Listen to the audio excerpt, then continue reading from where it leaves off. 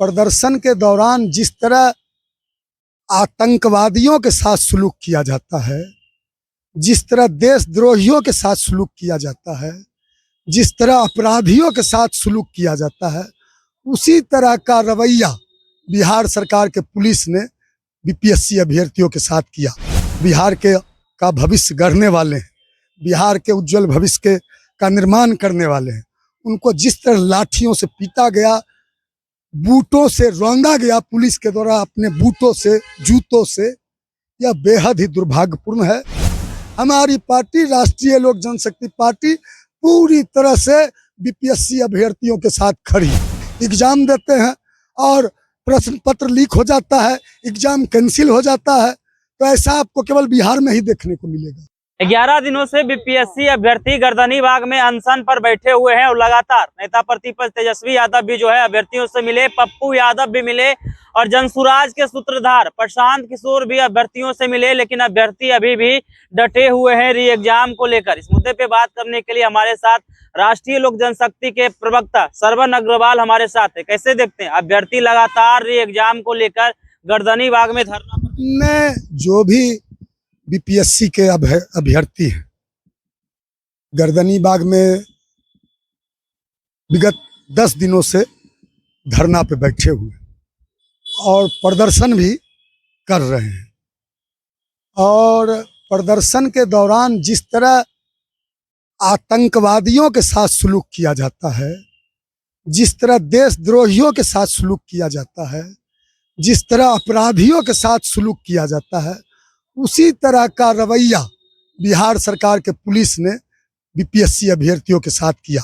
जिस तरह बर्बरता से, निर्ममता से बेली रोड में बीपीएससी ऑफिस के आगे बिहार के भविष्य को, जो बिहार का भविष्य गढ़ने वाले हैं, बिहार के उज्जवल भविष्य का निर्माण करने वाले हैं, उनको जिस तरह लाठियों से पीटा गया, बूटों से रौंदा गया पुलिस के द्वारा, अपने बूटों से, जूतों से, यह बेहद ही दुर्भाग्यपूर्ण है। इसकी हम जितनी भी निंदा की जाए, इस तरह का तो रवैया ब्रिटिश हुकूमत में भी हमने नहीं सुना था। इस तरह का जुल्म अंग्रेज भी नहीं करते थे, जिस तरह की इस जुल्मी सरकार ने बीपीएससी के अभ्यर्थियों के साथ, होनहार बिहार के मेधावी छात्रों के साथ जो सलूक किया है, इसकी हम पुरजोर निंदा करते हैं, कंडेम करते हैं, विरोध करते हैं। हमारी पार्टी राष्ट्रीय लोक जनशक्ति पार्टी पूरी तरह से बीपीएससी अभ्यर्थियों के साथ खड़ी है। इससे पहले अगर बात कर लिया जाए तो विपक्ष के तमाम नेता जो है अभ्यर्थियों से मिल रहे हैं, लगातार बात कर लिया जाए तेजस्वी यादव हो, पप्पू यादव हो, प्रशांत किशोर हो, लेकिन सत्ता पक्ष के कोई भी जो नेता है वहां जाने का काम। देखिए, एक नारा था हमारे पुरखे लगाते थे जब इंदिरा गांधी जी ने देश में आपातकाल लगाया था 1975 में, 25 जून 1975 को। उस समय हमारे पुरखे नारा लगाते थे, जुल्मी जब जब जुल्म करेगा सत्ता के गलियारों से, इनकलाब से गूंज उठेगा चप्पा चप्पा इनकलाब के नारों से। तो जुल्मी जब सत्ता के गलियारे से जुल्म कर रहा है, सत्ता के इशारे पर लाठियां चलाई जा रही है, सत्ता के इशारे पर दमनकारी नीतियां अपनाई जा रही है, सत्ता के इशारे पर बर्बरता पूर्वक छात्रों को पीटा जा रहा है, तो किस मुंह से सत्ता पक्ष के लोग जाएंगे? सत्ता पक्ष को तो ना कोई नैतिक अधिकार नहीं बनता वहां जाने का। तो सारी विपक्ष की पार्टियां खड़ी हैं और हम भी बिहार हित में, छात्रों के हित में, बिहार के भविष्य के हित में, छात्रों के साथ, बिहार के छात्रों के साथ, बिहार के नौजवानों के साथ, बिहार के जो उज्जवल भविष्य का निर्माण करने वाले, बिहार के भविष्य को गढ़ने वाले, उनके साथ हमारी पार्टी पूरी मजबूती से खड़ी है। और यह जो बिहार पब्लिक सर्विस कमीशन आयोग है, बीपीएससी जो है, यह पूरी तरह से प्रश्न पत्र लीक आयोग बन गया है।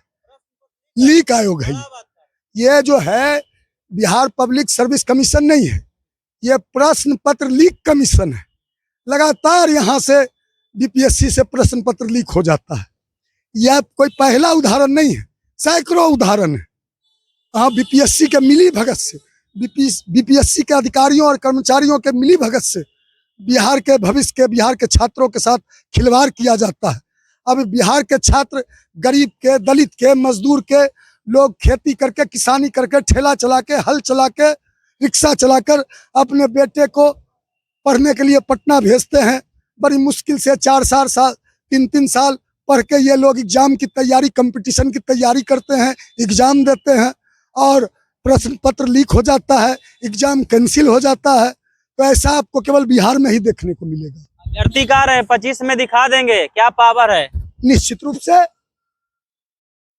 छात्रों ने दिखाया था 1974 के आंदोलन में, जब लोकनायक का आंदोलन हुआ था, संपूर्ण क्रांति का नारा लगा था, सिंहासन खाली करो कि जनता आती है, जेपी ने आह्वान किया था।